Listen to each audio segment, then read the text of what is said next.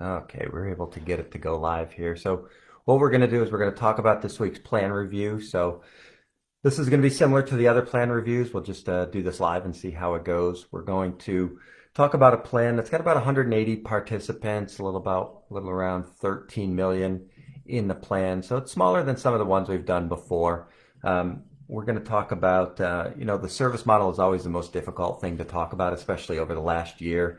Not doing a lot of group meetings, not doing a lot of in-person one-on-ones, but for those folks who have submitted their plans to reviews, usually they'll give me a little bit of heads up about what their advisor is using to communicate with them. Is it a lot of group things? Is it one-on-one? Is it nothing at all? Is it some creative stuff, Facebook groups or YouTube lives or channels or things like that? So we don't have that information for this plan, but we're just going to review some of the hard numbers. We're going to look at the Form 5500 data, which is available to us. In addition to that, we're going to look at the supplemental that goes with that. If it's over 100 participants, it has that audit report in there. So we're going to look at that as well. If you're somebody in our group who wants to have their plan looked at, we can do that. We'll, like I said, we'll provide the 5500. You can send us a summary plan description. You can send us an employee fee disclosure, or if you're on the employer side, you can send us that.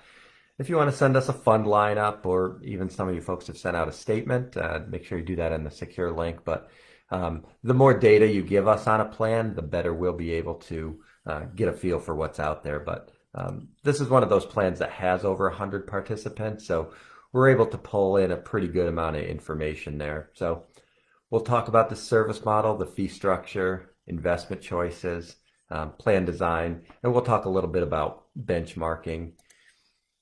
So it's a reminder that this is just for general education. Nothing in this video should be considered any specific tax, legal, or investment advice. Don't act on any information that's in this plan without first consulting your legal or tax advisor or investment advisor. So this is a snapshot of the 5500. It is a single employer plan. We look at this, sometimes you'll see a multiple employer plan, maybe if they're part of an association or if there's been recent acquisitions, but this is a single employer plan. I have about 179 participants here. So the plan has had a little bit of growth, not a whole lot of turnover, but growth is one of the things that we look at. We look at that to make sure that they haven't had a sudden growth. The plan didn't double in participants, because at that point we'd maybe want to take a little bit closer look at the fees and make sure they were still appropriate. This plan is record kept on the John Hancock platform, paying about $26,000, $25,000 there. We'll talk a little bit about that later on. I've blocked out the broker and the TPA here, even though it's public information. We keep most of this stuff, keep it blocked out. But paying a broker $25,000, you're paying the TPA about $9,000. So the broker, knowing who this broker was or what firm this was, we can tell that they're probably not historically doing a lot with participant education or financial wellness along those lines.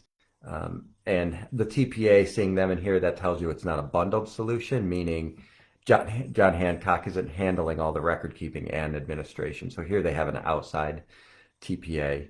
When we look at the fund lineup, one of the first things that jumps out at me is these are mutual funds or ETFs that are in what's called an insurance wrapper. So this is in a John Hancock wrapper. So there's nothing wrong with this, or it's nothing illegal or anything like that. But a lot of times this can be misleading to somebody who's just, maybe less in tune to the way some of these plans work. And they might say, well, I got the Vanguard Mid-Cap Growth ETF here, and that's, 10 basis points or whatever it is. And they might think that they actually have that fund. But what they own is a John Hancock fund that in turn invests 100% of its assets in the Vanguard Mid-Cap Growth ETF. So what that allows John Hancock to do is put in an additional wrapper of fees on that. So you're not getting that Vanguard ETF at a few basis points. You're getting a few basis points plus what John Hancock adds on there. So we'll talk a little bit about that later. We looked at employer and participant contributions. So employer contributions about $1,000 a piece.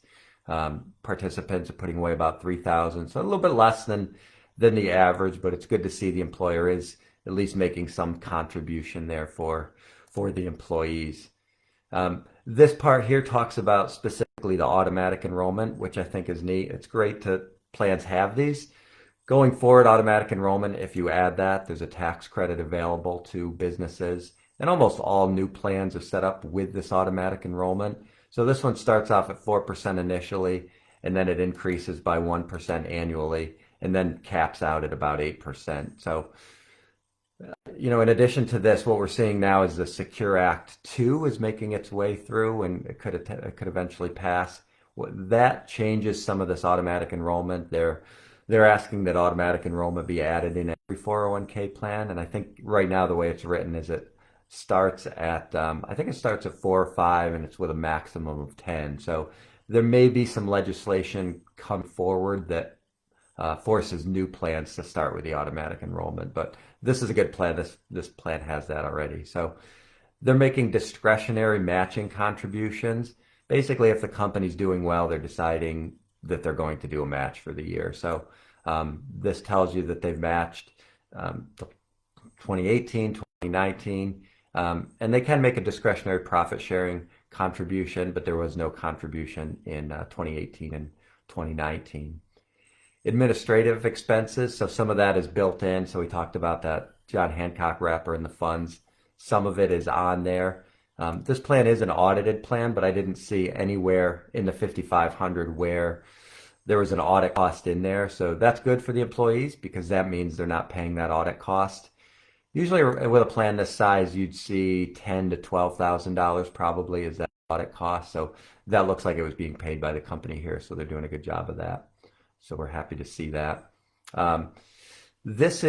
We get into Schedule H here now. So again, we're off the 5,500. We're on the supplemental. They rank it here based on the number of assets in each investment option. So, we said this plan is about 13 million and it's got 4 of it in Fidelity Contra Fund. So, nothing against Fidelity Contra Fund, but, it shouldn't have 30% of the assets in it. So, if I was looking at this plan, I'd say maybe a reverse enrollment. So basically what that's doing is that would take everybody out of what they're in now and then drop it back into either a target date fund or a birth year model, just to make sure everybody's best in line with what's appropriate for their age. Usually when you see a plan like this, at one time maybe Fidelity Contra was the default fund, so maybe everybody put their money in that. Maybe that's why it's got so much money in there, or maybe there's just a few really high balances who, for whatever reason, love Fidelity Contra Fund. So when we do our mutual fund Mondays, we actually reviewed Fidelity Contra Fund a couple weeks ago. So you can see those videos on our YouTube channel, and also you can find them in the Facebook group as well. But here on this page, you see that it's got the identity of the issue here in column B. So that's that John Hancock wrapper. So that's a reminder that you're not specifically in that mid-cap stock fund or income fund of America, which is run by American funds. You're in a Hancock fund that invests in that fund. So, we always look at record keepers, and we look at staying up on all the lawsuits and all the litigation is out there. And some of them get settled and some of them advance. And everybody's had, from a record keeping standpoint, I think they've all at some point had to deal with something. And a lot of them actually had to deal with that with their own 401k plan. So that happened to John Hancock. They were sued by a former employee who says that they were using those John Hancock funds in the John Hancock 401k for the employees. So essentially, they consider that self-dealing, meaning the company shouldn't be profiting off the investments of its employees. So I look at that and it drives me nuts. I can't believe that a record keeper would be dumb enough to put their own funds in their own 401k plan. It's just for whatever little bit of revenue they get. It's really not worth it. But we've seen it a bunch of times, and it happened to Hancock. So for what it's worth, what they're saying here, the reason it relates back to this plan is the Hancock 401k plan was set up basically the same way this one is, and the employees of Hancock sued. So it may not be the best setup for this plan that we're reviewing right now because they have the same plan. same setup as the employees did. This is another plan sponsor article. This one came out from August. So this is the Btg International. They paid over $500,000 to settle these charges. Again, they're a lot of these lawsuits. Not going to say if they're not going to make a legal comment out there, but they're out there and they're saying that the record keeper was receiving excessive and unreasonable compensation for what they were doing. And a lot of that goes to that same sort of John Hancock wrapper of a fund type of setup.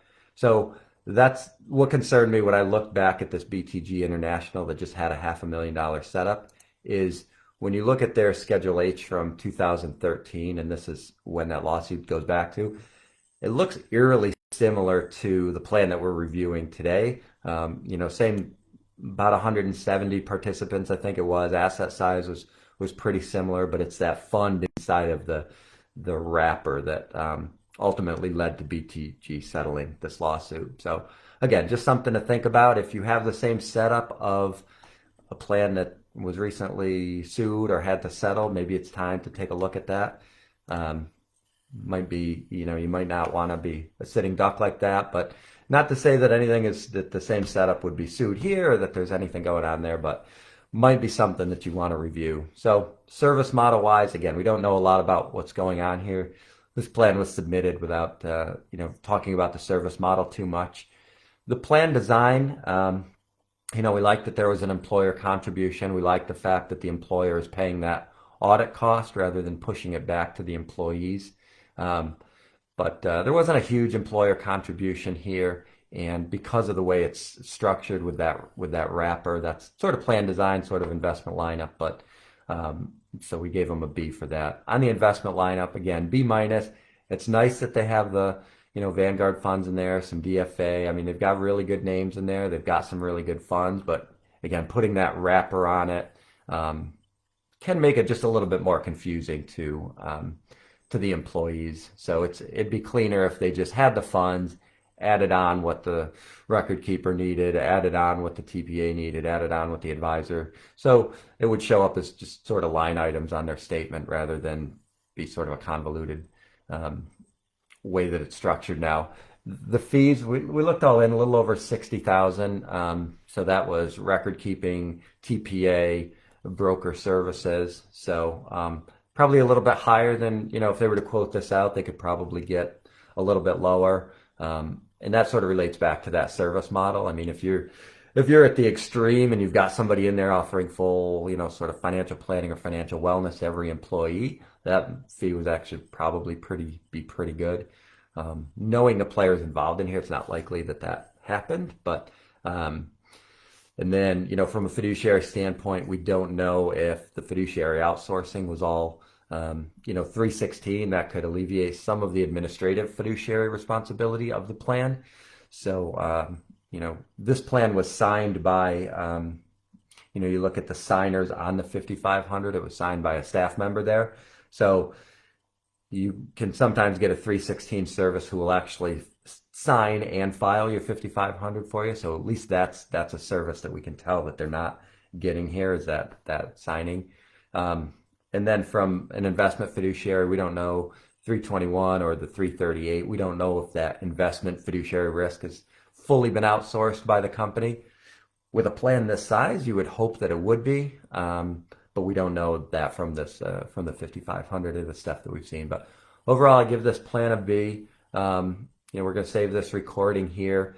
A reminder, if you want to have your plan reviewed, if you're somebody in the Facebook group, you can, send me that summary plan description. You can send me a statement. You can send me that employee fee disclosure. Basically, the more documents you give me, the better I'll be able to benchmark that plan against some other plans that we've looked into. And even if you want to jot down some of the service model, you can say, over the last 12 months, our advisor's done a good job reaching out to us for individual appointments, or maybe we haven't heard from our advisor in 12 months.